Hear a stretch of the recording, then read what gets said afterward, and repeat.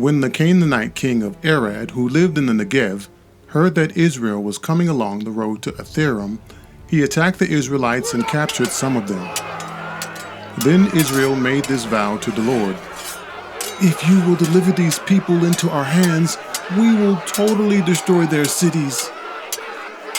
The Lord listened to Israel's plea and gave the Canaanites over to them. They completely destroyed them and their towns, so the place was named Hormah. They traveled from Mount Or along the route to the Red Sea to go around Edom. But the people grew impatient on the way. They spoke against God and Moses and said, "Why have you brought us up out of Egypt to die in the wilderness? There is no bread, there is no water, and we detest this miserable food." Then the Lord sent venomous snakes among them. They bit the people, and many Israelites died. The people came to Moses and said, "We sinned when we spoke against the Lord and against you. Pray that the Lord will take these snakes away from us." So Moses prayed for the people. The Lord said to Moses, "Make a snake and put it up on a pole. Anyone who is bitten can look at it and live."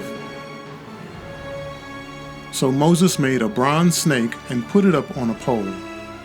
Then when anyone was bitten by a snake and looked at the bronze snake, they lived.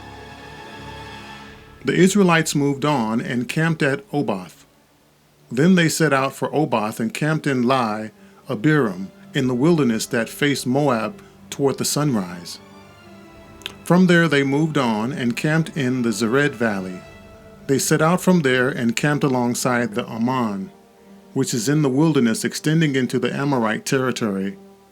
The Ammon is the border of Moab, between Moab and the Amorites. That is why the book of the wars of the Lord says, "Zahab, in Zuphah, and the ravines, the Ammon, and the slopes of the ravines, that led to the settlement of Ar, and lie along the border of Moab."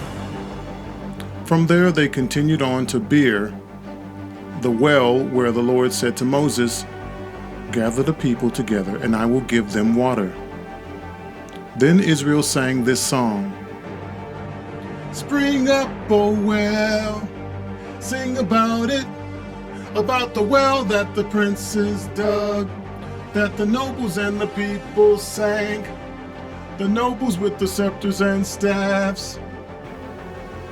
Then they went from the wilderness to Mattanah, from the Mattanah to Nahaliel, from Nahaliel to Bamoth, and from Bamoth to the valley in Moab, where the top of Pisgah overlooks the wasteland.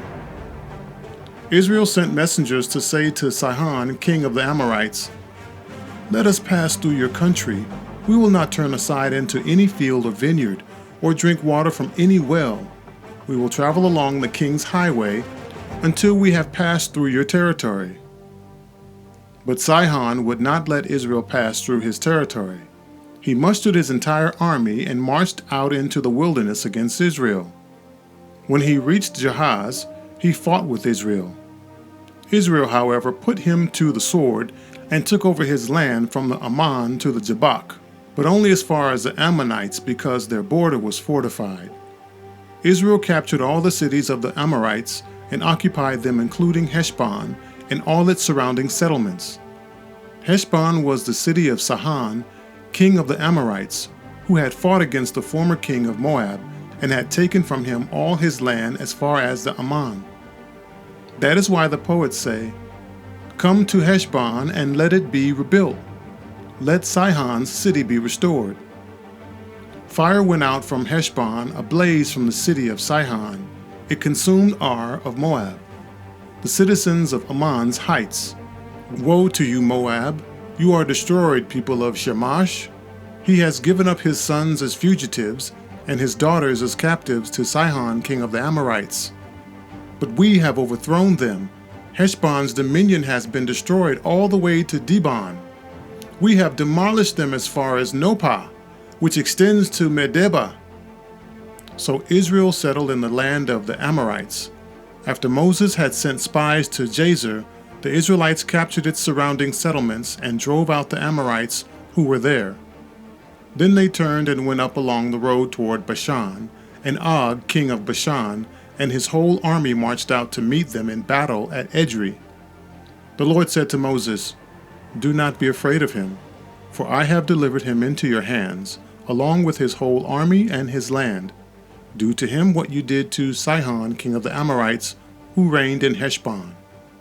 So they struck him down together with his sons and his whole army, leaving them no survivors. And they took possession of his land.